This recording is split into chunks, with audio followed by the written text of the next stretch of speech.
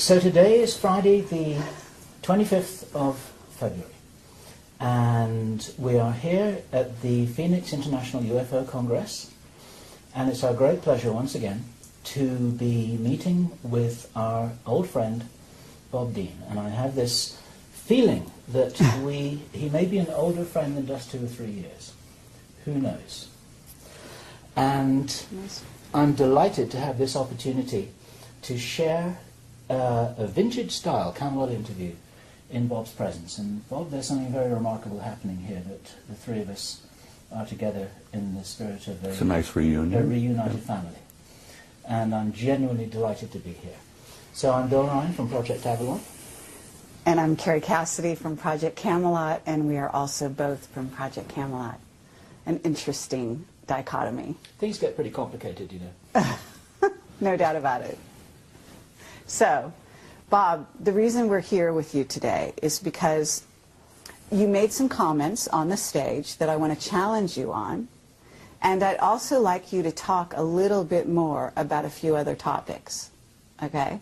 And I think that all the time that we've interviewed you, you always keep a few cards hidden. And I would love for you to start to reveal some of those things. And I realize that, you know, you put yourself in danger and other people in danger when you do reveal too much. And so with that in mind, I assume you're going to be as careful as you ever are. I would love you to disclose as much as you can, because who knows how many more opportunities we're going to have to really get you on camera, and especially in this arrangement with the two of us here, just like old times. Well, you know, I have this feeling sometimes that Bob's going to outlive us both, actually. I know, he looks fabulous, so this, you know, it should be against the law to look so wonderful. At, what, 82? Are you 80? I'll be 82 next week. Lovely. All right. 2nd of March. Fabulous. Happy birthday, Bob. And as I said in my speech yesterday, every time I get out of bed, I'm in a state of shock that I'm still here. But I am still here because apparently I've not completed what I came to do. Apparently not. Well, you're needed. That's for sure. What do you feel you are here to do, Bob? Something which I said to you just the other day is that the information that you share isn't as important as the inspiration that you provide. And I wondered what you felt your job really was. It took me a long time to reach the conclusion of why I really was here. I don't think there's a person on the planet that doesn't at some point in their lives ask themselves, who the hell am I? Why am I here? What's the purpose of life? What's it all about? Alfie, as the saying goes. It took me a long time to come to terms with why I was here. I shared with you some time back about the fact that I'd had a number of past life hypnotic regressions. And that opened a can of worms for me. But it also indicated to some degree why I really had come this time. Because like everyone else, I've been here many times. And as both of you know, I'm sure that the human spirit is infinite, immortal. We incarnate here, we come and go to school. We learn a few lessons, contribute in a small way, in each in our every way. But not many people ever take the time to really sit down and look deeply into themselves. As Yogananda said, self-realization, knowing who and what is living inside this shell that we call a human body. And like most humans, I went through a big chunk of my life, as you said, 3 different careers. And only in the last 10 to 15 years have I really begun to deeply look into myself and come to terms with myself. And as the Hindus say, the self is the immortal being that lives temporarily in this shell. And I had some interesting conversations with myself. Hey, see here, self, who the hell are you? Who am I? Why am I here? And self replied, you are an immortal being and you came to do a job. Now, damn it, well, get on with it. Do what you came to do. And only in this third career, as it were, where I've been traveling the world speaking publicly at major conferences, Barcelona, Madrid, Mexico City, Atlanta, everywhere. The response that I've been getting from people at those conferences, the response I got from people after giving you guys, 3 previous interviews, has literally been overwhelming. Shocked me, really did shock me. And it finally dawned on me that when people come up, give me hugs and kisses, touch me, and tell me that the things that I have said meant so much to them, that apparently my words had triggered something within them that brought something out from inside of themselves. Did it really begin at that point where I began to grasp what my mission had been here? And it's simply this. You know, I'm not a great scholar. I'm not a great philosopher. I'm not a great much of anything. But when I speak to people publicly, here, there, and everywhere, apparently I touch a nerve somehow. And it's almost electric. It's kind of mysterious. And they come up and grab me and hold on to me and tell me what I had to say meant so much to them. And I say to them, I'm not telling you anything that you don't know. I've never told anybody anything that you don't know within yourself. I touch them. Remember the old Hindu story where the holy man, the guru, goes up and knocks a person in right between the eyes, and then all of a sudden they wake up? Well, I found that apparently I've been doing a little bit of that, because I've been reminding people who they are, what they are. And I remind them that you're not just the human body that you see in the mirror. You're an immortal being. You've lived forever. God knows how many eons of time we've been at this. And you're going to continue to live forever.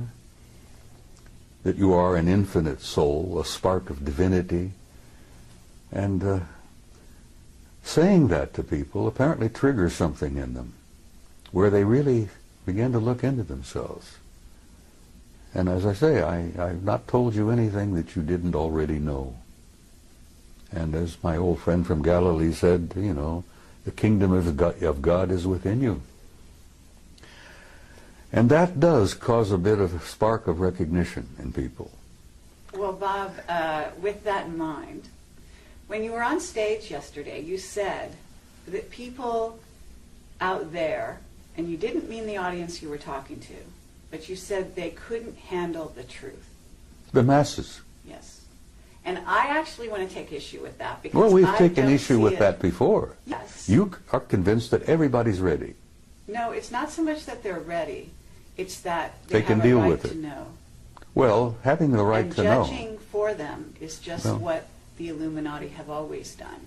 They have decided what we're allowed to know and what we're not allowed to know. And it's not up to them.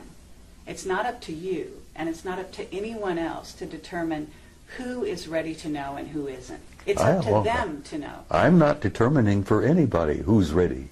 I know. But what I'm saying is, you know, you are a leader. Okay?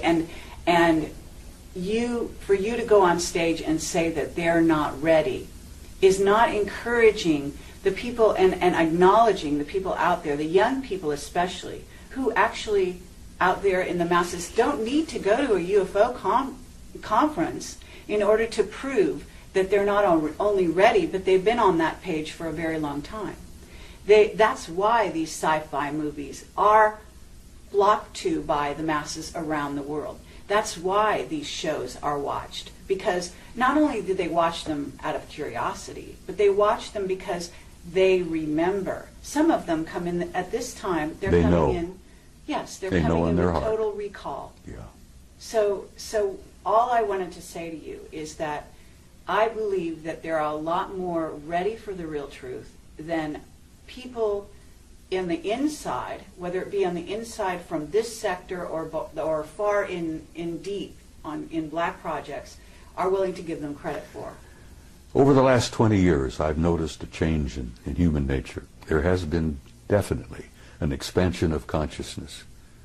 in masses of people all over the planet. And I'm gratified by that. I'm encouraged by that.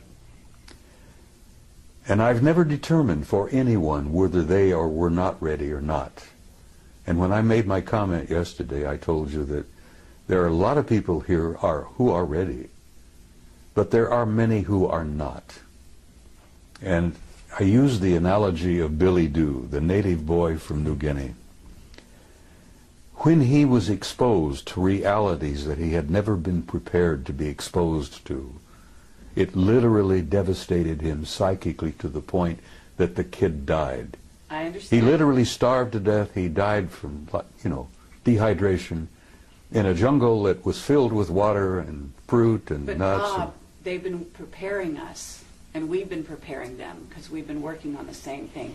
Disclosure has been happening nonstop now for almost 20 years. Disclosure has been underway, and it's working. Yes, And this is part of it. exactly. But it's a So very slow process. it may or may not be. In other words, it might have been slow for you, and you were one of the fast ones back then because you got access to things that other people to this day don't know about. If you heard my remarks yesterday, I damn near died. The truth damn near killed me. I was not prepared for it. I understand. And I've but seen we're a in lot of the different world, time. and I'm looking at the world from 82 years, and you're just a chicken. You're looking at the world, what? I won't even get I into know. it. But The point thing I'm making is I understand what you're saying, but I still stand by my point that the masses are not ready, because every time I go out somewhere to speak, I still run into a few open, old, closed minds, and, fundamentalists of any number of faiths who are ready to fight, and they're ready to, get into... Let me just back up a fraction here, because the people watching this video don't know the Billy Dew story. And I wonder if I can summarize it, I think encapsulate... that it's been out there. I had never heard it before yesterday. Oh, I And so there are a lot of other people who hadn't. Well, too. the Billy Dew story was included in the Brookings study. Yes. The theme here, it's a true story of a young native boy in Papua New Guinea called Billy Dew, and everybody loved him, and they thought there's a special reward for the fact that he was a lovely young guy.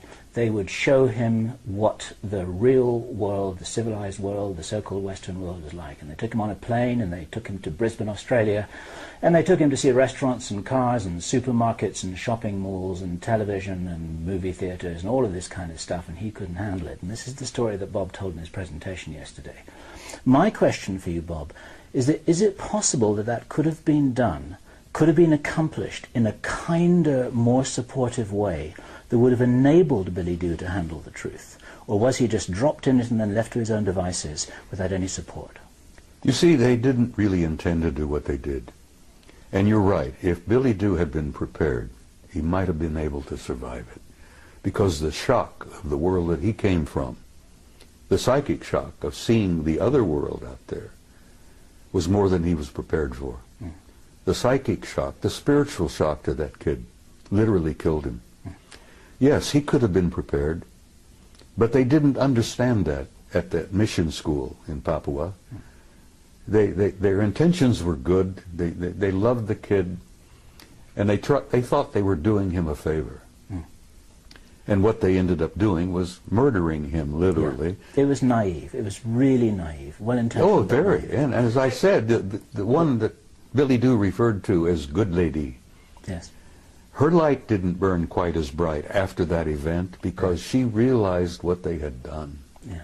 But is it possible, using that as a metaphor, this is a story that was built into the Brookings report, and we have to assume that somewhere there are a lot of very smart people, some of whom are well-intentioned, who are taking that into account and planning disclosure with that in mind. Do you believe that it's possible that it could be accomplished well? Yes, it's being accomplished as we speak. Right. As you remember, I went on to tell you that a blunt announcement is not what the people are ready for. Yeah. But they are enduring what I call an ongoing disclosure, a process that's been underway for over 20 years now, maybe longer, where they are being prepared through what I call subliminal education, through movies, books, novels, magazines, you know, even games. To say nothing of Project Camelot and Bob Dean. Well, Project Camelot, honey, as I said, you guys have had an impact on the world that I think even today really think you two grasp. Your impact has been overwhelming. Well, let me tell you the letters we get. We get letters, we get people coming up to us saying we changed their lives. Exactly. Saying they started from zero and that we opened this for them and they basically are growing in leaps and bounds, and they come to us and thank us. Okay, this is the keynote, is that they thank us for that. And I have to say that we cannot look at Billy Dew, if that's his name, as just a physical body. You talked about eternal beings. This is a soul who came to the planet in a certain state, on a certain level of awareness. Now, prior to Billy Dew being in Papua New Guinea, he could have been any number of other places, and he was probably a stargate to begin with. Yeah. And there's also the aspect that this kind of thing could have been targeted to maybe the person that was least prepared in that group of people that he was among to handle these kinds of You see, things. I think Margaret Mead, who I believe was the one who delivered the story of Billy Who Dew. was an Illuminati, yes. Yeah, she was an incredibly bright lady, and she had had years and years of experience working with primitive societies. And I think she was the one responsible for getting that into the study. Yes. And yes, Billy Dew could have been prepared. And can we hear about the people that this changed in a brilliant and wonderful way, whose lives were saved because of it? Because I had a young woman come to me just about a half hour ago, and she's from Puerto Rico. And she said, I have a child, and he is a crystal child, and you saved my child's life. That's what she said. Well, to me. I'm not surprised. And she said, because you interviewed, in this case, it was Jessica Schaub. Regardless of what you think about Jessica's information, and she was young and inexperienced at the time I interviewed her, but there are children out there who saw the mirror of themselves in her, in her awareness and her willingness to embrace this cosmos of which we are a part. And so what I would submit to you is, here we are in 2011, that human consciousness is almost like an animal that's growing as a unity in leaps and bounds, okay, at this time. And you know that we have incredible energies coming into the earth facilitating this growth at this time, unlike any other time in history. And there are many scientists, people like Paul Laviolette, who can substantiate that scientifically for the people that are listening. But the point is that we can't go back to the Brookings Report because it's no longer applicable. Well, if it ever was. It is still national policy, Yes, whether you like it or but not. those are incredibly conservative old men who actually need to be booted out of office. And they're Whether not you think running they should be anything. booted, I agree with you that there are hundreds of thousands of them who should be booted out of office. I've known hundreds of them in my own time. Now, Carrie, I don't disagree with you on what you're saying. That's all. Well, the only disagreement we may have is the timing. Absolutely. Have you noticed the people taking their revolution into their own hands lately? Of course. Okay, these people That's part are of an not expansion. just ready. That's part of an change the expansion of world. mass consciousness. Exactly. That was inevitable. Absolutely. And some of the philosophers have been predicting that for years and years. And let me tell you something else. You ain't seen nothing yet. And I believe you. Just hold on. I believe you. The next 10 years, I hope the hell I'm not here.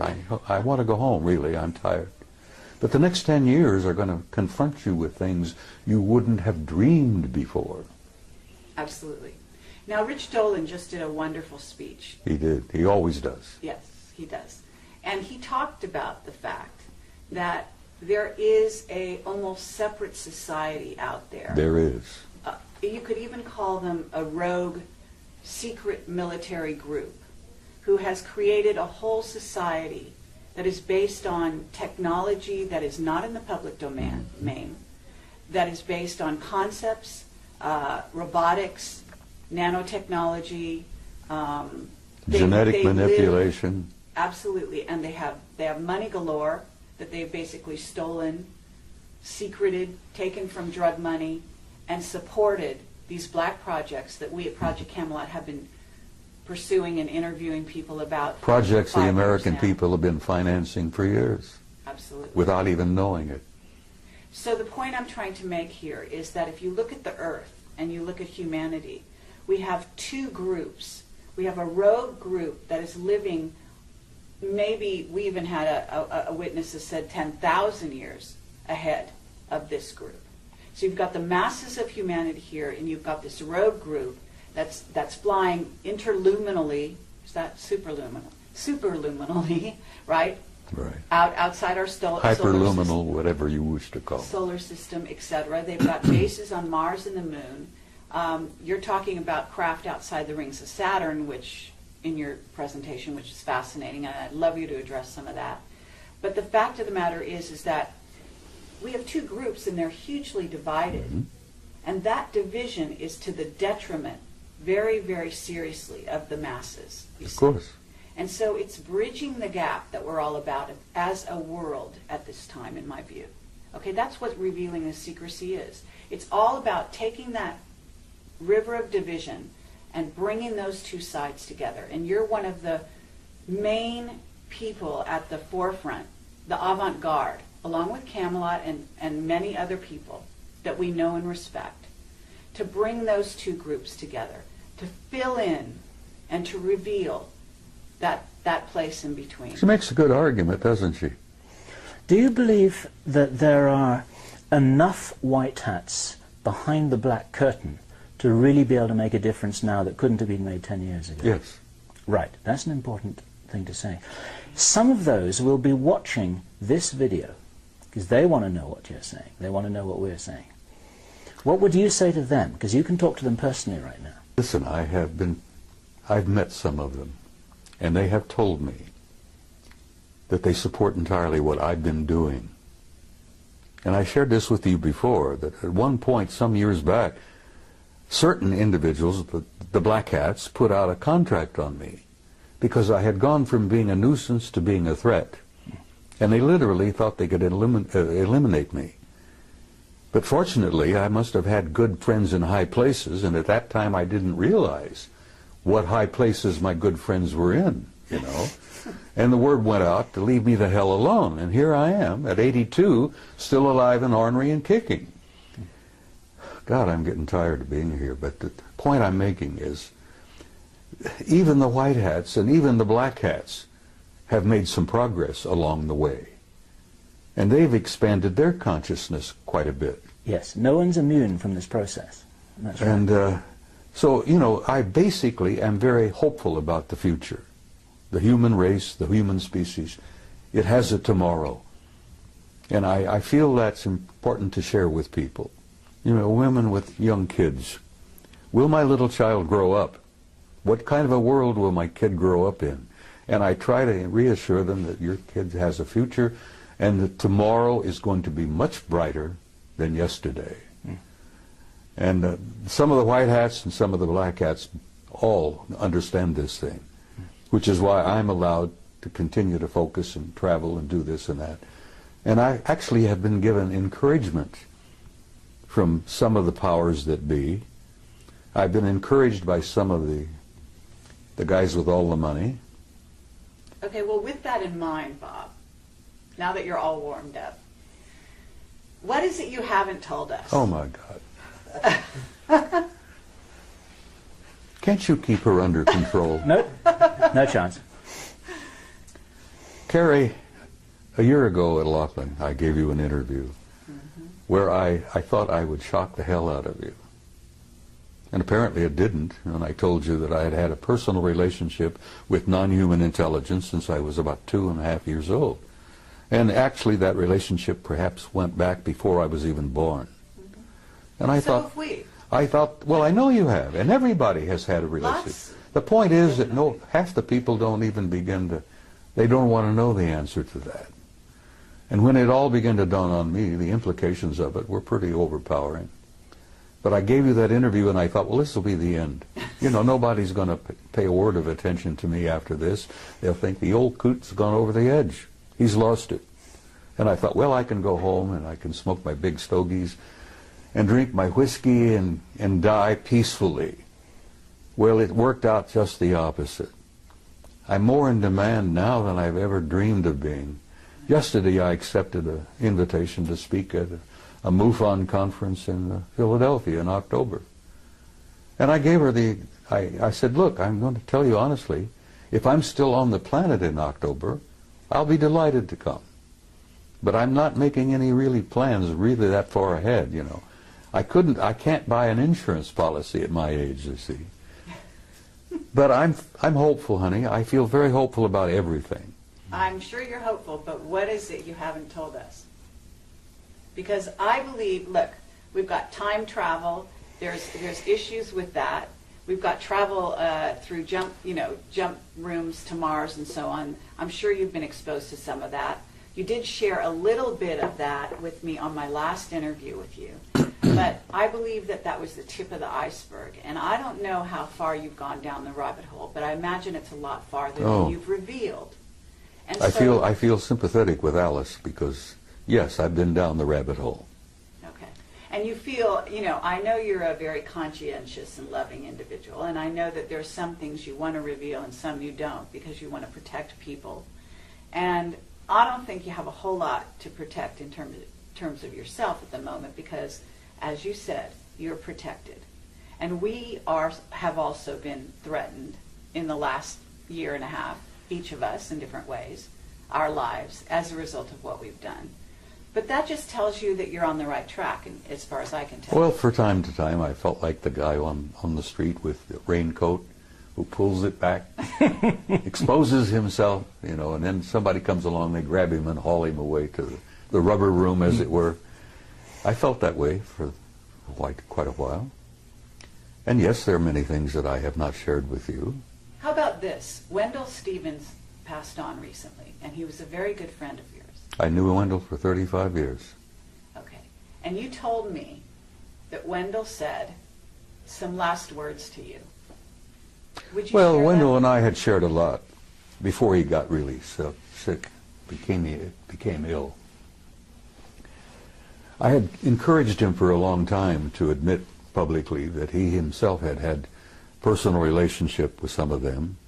And he said, Bob, I can't do that. He said, every ounce of credibility that I've had over the years will go down the tube if I say that. And I understood what he tried to say. He was getting older and he didn't need any bumps in his life before he departed. He was feeling bad and he felt, he knew he was leaving. And he says, I don't need any of that heartbreak and that upset stomach. I've told what I've learned, I've told what I've seen, I've shared the photos, I've spoken at conferences. He literally created this world conference in 1991. The UFO Congress. And I had the privilege and honor of assisting him in putting that together in 1991. And as I've told you before, that's when I really came out of the closet and began to violate my national security oath. I wanted him to hold on and be here for the 20th anniversary. But he went home in September. And I loved him dearly, and I love him still because I know he's alive and well. There is no death. And when you come to terms with that, it's kind of a shock. The people who buy tombstones and buy the little plots in the cemeteries and all that. And I say to them, you guys don't understand. Because once the spirit leaves, that's nothing but a husk. Burn it up, sprinkle the ashes, and go on. Imagine how much real estate could be saved if we did away with cemeteries. Anyhow, I'm shaking up some people, I'm sure. There are traditionalists out there who will hear this and think, he's out of his damn mind. But yes, there are things I haven't told you, and there are probably things that I cannot tell you. I think I told you in that interview. What would happen if you did, Bob? Didn't I share with you that they had taken me away for 6 weeks? And that they brought me back 5 minutes after they took me? Okay, I would love you to do that, but I would also like you to say the last words that Wendell told you. Because he said some very specific words about what's going on here on the planet. So he told me that from what he'd learned, that we were in for some difficult times. But beyond that? Beyond that, he said, I'll see you tomorrow. Beyond that, though, well, I'm going to reveal it then. I mean, he basically said they're in control. The people, the beings. He knew in control. that, and I've said that essentially. Well, you know, how did he phrase it? You know, well, I will go back to my interview with Bob Bigelow, and I'm banging on the table, and this was years ago when I still got frustrated and expressed my, vented my spleen, as it were. And I'm sitting with Bigelow. I bought him lunch, by the way. Now, I'm one of the few people who can say I took a billionaire to lunch. Anyhow, Bob, if you're watching this, you remember our interview, our talk. I'm banging the table because I was so frustrated and aggravated. And Bigelow said, calm down, Bob, calm down. He says, everybody has an agenda. And I said, yes, that's one of the things I'm angry about. Everybody's got their own damned agenda. And he says, Bob, there's only one agenda. Only one agenda. And I says, what is that? He says, it's their agenda. Always has been, is, and will always be until we grow up. Now, Bigelow shared that with me. Wendell shared that with me. He said he'd learned that, there's only one agenda. They're not only merely in control, they've been in control from the beginning. And they are controlling disclosure. Okay, and they are deciding whether the masses are ready or not. And who is they? Sweetheart, there is indeed a galactic federation. You may think that's a joke. You may think that's a little funny thing from the Star Trek series and all that. There is indeed a galactic federation. And the headquarters is not even in our galaxy. Now you put that in your pipe and smoke it. That there is a federation of advanced intelligence in beings throughout the universe, and the latest figure, 200 billion planets in our galaxy, 200 billion galaxies in the universe. It's probably much, much more. But there is a federation, there is a control, there is a purpose, there is an agenda, and the survival of this species on this tiny zoological garden is important to them. And they are in control of disclosure. They could end it tomorrow if they chose. They'll end it when they have determined that the masses on the planet are ready, and not one instant before will a disclosure literally, in the big way, take place. Now, as I pointed out to you also, it's been my experience, and I've had first-hand experience with this. I've never spoken at a conference in the last 10, 15 years where there wasn't at least one or two of them in the audience. And like Ingo Swann, I've developed the ability to spot them. And I've even had them come up to me. And I think I shared this with you on that interview, where they come up to me after a presentation, shook my hand, and told me how much they appreciated what I had to say. And I've learned that they attend these conferences not to listen to what the speakers have to say, but they're monitoring the response of the audience to what the speakers have to say. Sure. Because they're monitoring of us, their evaluation of our condition is incredibly powerful. There are a bunch of outstanding experts in that group. And as I said, they've been with us since the beginning of time, literally. They created us initially. They genetically manipulated us. They plucked those golden apples and turned us into what we are. Now that process is still underway. Those golden apples are still being manipulated, and we're learning to do that ourselves. But I will say to you again, the psychic shock of learning all of this all at once would be like Billy Doo. People would, and I've run into them too, honey, and they don't want to know the truth. There's a gut feeling in many people, knowing spiritually, I think, that the truth is more than they can handle at this